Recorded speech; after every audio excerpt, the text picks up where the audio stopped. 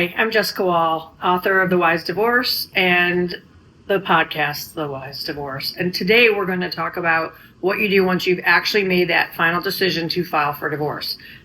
You're ready to do it, so now what? What I'm going to do today is give you some advice on some concepts that you should keep in mind once you've made the decision to file for divorce.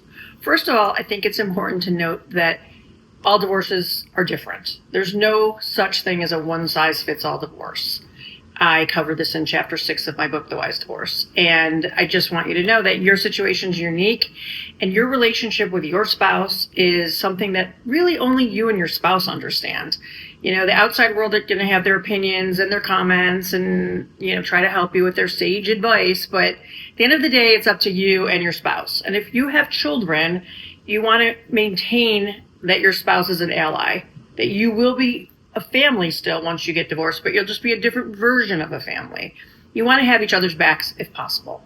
Now, I know this isn't always practical and can't always happen, but it is something that you should strive for. It should be the goal, to keep the outside world out of your personal business. It's sensitive. I mean, with social media these days and so much outlets available to access to information, privacy is even more at a premium these days. So be very careful with that.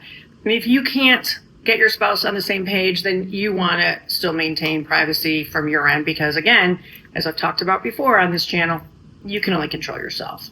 So what's going to happen?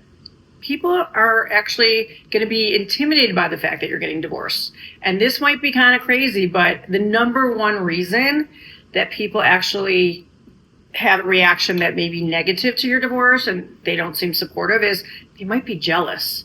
Think about how many unhappy married couples you know that just are staying in their unhappy marriage because they're too afraid to get divorced. They're too afraid of the unknown. So you're showing that you're a courageous person that is going to make your life potentially better by getting divorced. You're willing to take that risk. You're willing to understand that happiness and your gut is telling you is on the other side of that divorce. So stay true to your beliefs and your gut and what that's telling you. You've already information gathered. You've not made this decision lightly. You've done the work and you've made the decision.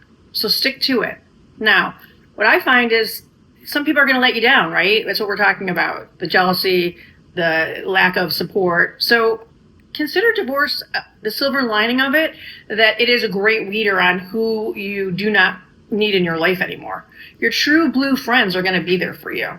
So stick with those people. And as always, keep your case child-centric. So kids always come first. Thank you so much for joining me today on The Wise Divorce, and I'll see you soon.